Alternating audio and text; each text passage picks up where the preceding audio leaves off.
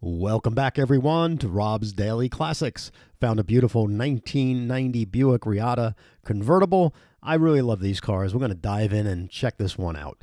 This car was found on Auto Trader's Classics, and it's a nice one. It's a dealer-owned car. He's asking $7,880. It's got 95,000 miles. It's in Minnesota. Hopefully it's been garage kept all these years, but it looks to be a nice car and a real car. So this deal is pretty big on Auto Trader. The interesting thing about the Reatta is a number of things. First of all, it came in a coupe and it came in a convertible. I tend to like both just as much. I think the convertible has a little bit more styling to it.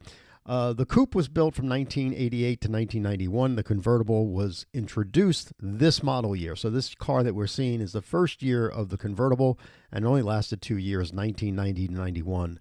To give you an example of the production, it was a very low production car. They only built 2,132 convertibles in 1990. So when we talk about the Mustang Bullet that we featured yesterday, 5,600 units and such, this has such low volume when you think about the specialty of this car.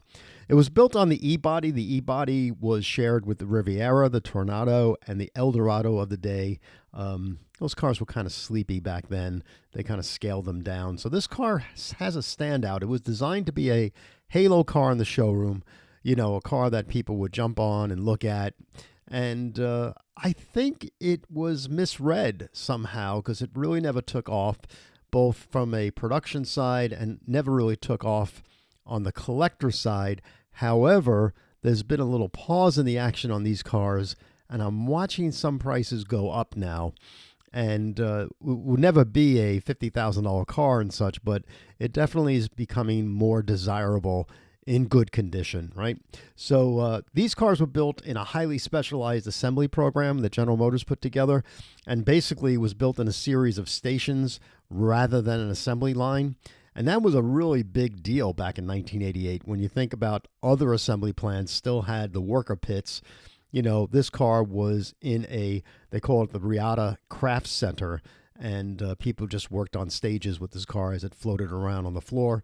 The really nice thing about this car was it had the 3.8-liter V6, and this was the model year 1990. It came with the coil packs and all. It's a fantastic engine. It's not a good engine. It's a fantastic engine. And supposedly, with the limiter off on this car, it has a high top speed because of lightweight. And some people have told me this car can reach 140 miles an hour. So the car has a really good power to weight ratio with that 3.8-liter V6, which is a no-nonsense engine and propels this car perfectly. It's a unit-bodied construction. It was designed by ASC. ASC was called the American Sunroof Company. It was also called the American Specialty Car Company. ASC was a contractor for General Motors back then, and they actually designed this convertible for General Motors, and they did a lot of work. You get a chance, read the story about Heinz Prechter. He was the owner of ASC, a very, very interesting man. Tragically passed away too young, but a good man to read up on and learn about his significance in the car industry. Heinz Prechter, good guy. Anyway, so this car was really cool. It was Buick's only car with pop-up headlights. They had a touch screen when this car came out, which was really advanced. It had like an infotainment screen, and it was kind of like a disaster from 88 to, I think, 1989 for 2 years. And then in 1990, they went away with the touch screen, and this car does not have the touch screen. So, yeah, let's just look at the photos and see what we can do. I mean, hopefully it's original paint. He doesn't go out of the way to say anything about the car other than it has a clean Carfax. The heater works, the air conditioning works, the convertible top is in great condition, solid car, So I'm thinking this person is giving a good description of the car. I don't know how recent the photos are. They may be very recent photos, hopefully, as well. Car has a nice balance to it. I think it's very clean looking. It's very personable, just a two-seater. And there's the DRUK Auto Sales, Jerk Auto Sales. Yeah. Gonna have some fun with that advertising. And there's the back of the car. Really nice wraparound lights. All the chrome work looks really nice on this car. Car sits very well. Has a dual exhaust tip. I don't know if that's factory or not. Had its own special wheels designed just for the Reatta. saying that name right. And then look at the side of the car, how nice and sculptured it is. Now the coupe looks very nice too, a little more personable because it's a little more cozier. But I don't know, I like the open design. Kind of like reminds me of a Mazda Miata a bit, but just more luxury driven than high performance at all, you know. But there's the front nose of the car. The car didn't change much at all during its time. The interiors are very pretty. This one has a saddle interior. It has the knee bolsters, you know, power seats. They came fairly equipped. This has regular gauges and regular controls for heating and air conditioning and all, because the touch screen didn't work as planned. But yeah, I think the car is a good-looking car. You know, I don't know the history of the car, looking at the facts, Carfax and all, but I wonder if it has hydraulically, you know, air suspension in the back. My LeSabre had air suspension in 1990, I remember. But yeah, engine's great. Work on it. There's the coil packs. They go bad every now and then. You got to change them. But other than that, just take the valve covers off, put new gaskets on there because they do leak. Change your wires, change your plugs, put new coil packs on it if it needs it. But and then just do your normal, you know, inspection for any type of engine sludge and things like that. You know, take the pan down and just clean the crank and all that stuff and get into it.